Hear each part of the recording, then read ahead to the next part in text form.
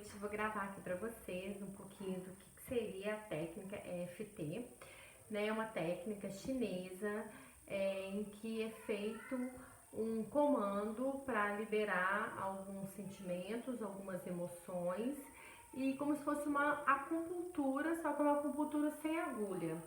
E vou só ler aqui umas coisas que eu tinha separado para vocês. Essa técnica é conhecida como tapping. Por quê? Porque a gente utiliza da ponta dos dedos para dar batidinhas em alguns pontos.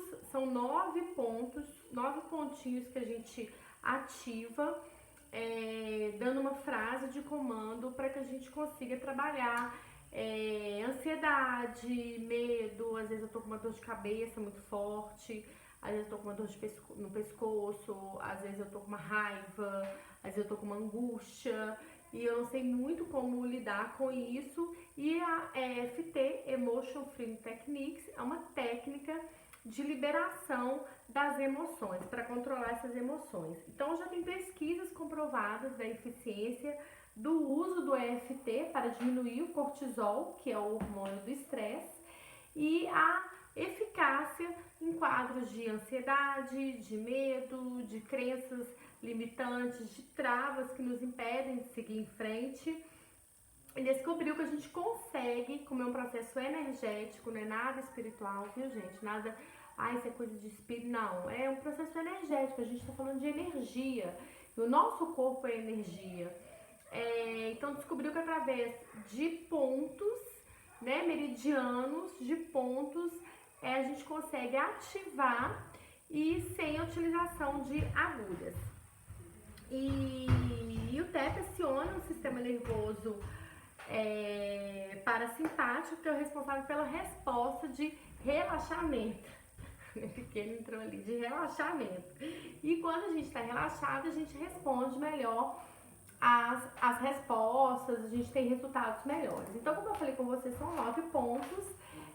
Então, a gente faz todo esse aqui é o que chama do ponto karatê, que a gente dá as batidinhas, essa parte aqui, a gente dá as batidinhas, a gente faz um comando que eu vou explicar para vocês daqui a pouco. E o primeiro ponto que a gente vem é aqui no topo da cabeça e sempre fazendo 3 movimentos, 3 vezes. Depois a gente vem ativando esse ponto aqui.